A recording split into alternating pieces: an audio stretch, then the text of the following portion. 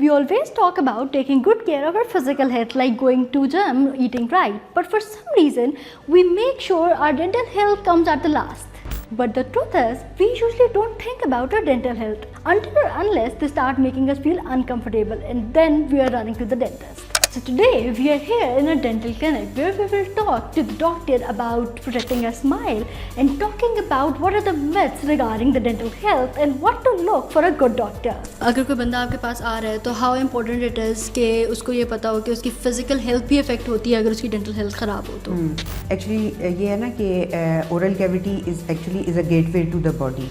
सो जो भी अगर आपकी ओरल हेल्थ अच्छी नहीं है तो सारी बातें आपकी फिजिकल हेल्थ भी कॉम्प्रोमाइज़ होगी. Okay, so the next question is many people visit the dentist when they are already in pain, जब उनको दर्द बहुत एक्सट्रीम शुरू हो जाती है और तब वो डेंटिस्ट के पास आते हैं. तो what are the preventive measures के अगर वो डेंटिस्ट अपॉइंटमेंट स्किप करें तो वो क्या चीज़ें ऐसी करें कि जल्दी आया करें या कितना जल्दी उन्हें अपना एक कोई भी चेकअप डेंटल चेकअप करवाना चाहिए? एक्चुअली ये डिपेंड करता है कि पेशेंट की ओरल हेल्थ के ऊपर. सो अगर ओरल कंडीशन ऐसी है कि उसमें बहुत ज़्यादा डिके है तो हम ये रेकमेंड करते हैं कि 3 मंथ्स के बाद जो है वो एक डेंटल विज़िट किया करें, ताकि अगर कोई डिज़ीज़ आ रही है ओरल कैविटी में तो वो अर्ली स्टेज पे ही एड्रेस हो जाए. अदरवाइज़ मतलब जो रेगुलर चेकअप है वो बहुत इंपॉर्टेंट है. Okay, so there are many myths about it कि जी आप कॉफ़ी या चाय पीते हैं तो आपके दांत स्टेन हो जाएंगे और वो कभी ठीक नहीं हो सकते, या अगर आपको दर्द हो रही है तो आप होम रेमेडीज़ कर लें, फटकरी लगा लें, और इस तरह की काफ़ी चीज़ें लोग बोलते हैं कि जी बस आप होम रेमेडीज़ कर लें. तो व्हाट यू से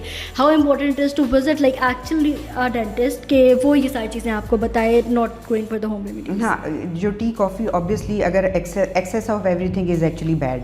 सो टी कॉफ़ी ज़रूर करती है स्ट्रेनिंग, तो उसके लिए वो आपकी होम रेमेडीज़ से रिमूव नहीं होगी. कुछ लोग होता है कि वो क्या करते हैं कि बेकिंग सोडा वगैरह लगाना शुरू कर देते हैं, तो मतलब रादर दैन कि वो कुछ आपको बेनिफिट देना, वो आपके जो एनामल होता है उसको ख़राब कर रहा होता है. और समटाइम्स पेशेंट जो हैं वो लेमन के साथ उसको करने की कोशिश कर रहे होते हैं, तो वो आप अपना एनामल जो है वो एब्रेड कर रहे होते हैं उसके साथ. और इसके अलावा जब कोई कैविटी हो गई है तो सिर्फ डेंटिस्ट ही आपका इलाज कर सकता है. आप खुद से होम रेमेडीज़ से वो जब एक डिज़ीज़ प्रोसेस स्टार्ट हो गया है so it will progress, it will not halt at that time. So जब तक आप डेंटिस्ट के पास नहीं आएंगे वो ट्रीट नहीं हो सकता. अच्छा, अगर कोई पेशेंट आपके पास आ रहा है तो आप सबसे पहले उसके अंदर क्या चीज़ देखती है? मतलब ओवरऑल हेल्थ का आप बताती हैं या वो स्पेसिफिक किसी एक चीज़ के लिए आ रहा है तो बस आप वो जज करेंगे? नहीं, ओवरऑल उसकी हेल्थ के बगैर. अगर पेशेंट किसी एक कंप्लेन के साथ आ रहा है, फॉर एग्जांपल कि अगर उसमें कैविटी है किसी एक दांत में है, तो इसका मतलब है कि वो कैविटी ऐसे ही नहीं हुई, पेशेंट के अंदर there is some actually risk factor that is causing that cavity. So we have to actually identify the risk factor as well. तो हम उसकी ओवरऑल ओरल हेल्थ सिर्फ उसका जिस प्रेजेंटिंग कंप्लेन के साथ आ रहा है सिर्फ वो एड्रेस नहीं करते, उसकी कॉम्प्रिहेंसिव ओरल एग्जामिनेशन करते हैं और फिर अकॉर्डिंगली वी ट्रीट. ओके, अगर कोई बंदा जैसे बहुत अरसे बाद लोग काफ़ी एंशियस होते हैं डॉक्टर के पास जाने में कि हमारे दांत तो बहुत ज़्यादा ख़राब हो चुके हैं तो हम डेंटिस्ट के पास जाएंगे, तो maybe sometimes people have such things in mind के जज ना करें हमें डॉक्टर, या एंशियस होते हैं लोग कि हमारी डेंटल हेल्थ बहुत ही ज़्यादा ख़राब हो गई है तो हम नहीं जाना चाहते. So what do you say about them कि अगर वो आपके पास आ रहा है तो आप उसको किस तरह से ट्रीट करेंगे कि उसको एंशियस फील ना हो? नहीं, हम तो कभी भी जज नहीं करेंगे. डॉक्टर तो कहते हैं ना कि डॉक्टर इज़ अ मसीहा,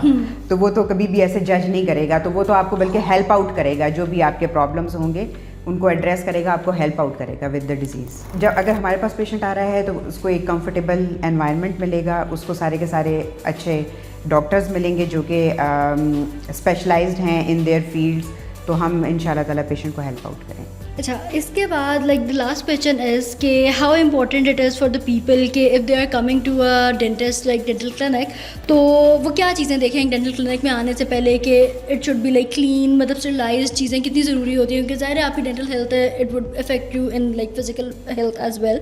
बट अगर कोई बंदा आ रहा है तो how important is to for them to like see कि वो कितनी अच्छी जगह पे आए, या स्टरलाइज चीज़ें होनी चाहिए, साफ़ चीज़ें होनी चाहिए फॉर मेकिंग श्योर कि उनकी जो डेंटल हेल्थ चीज़ें वो काफ़ी ज़्यादा सही रहें. तो इन्फेक्शन कंट्रोल उनको यही देखना चाहिए एक डेंटल क्लिनिक में कि उनका एक रोबस्ट इन्फेक्शन कंट्रोल हो, प्रोसेस हो.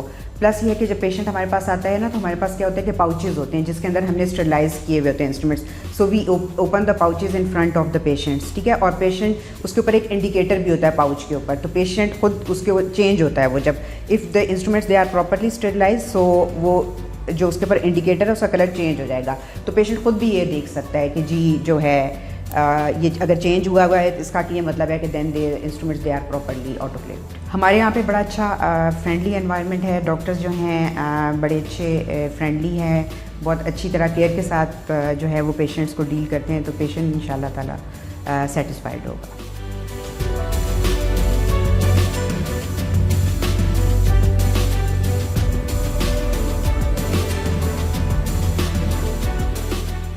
So the next time you are visiting a dental clinic, these are all the things you should keep in your mind.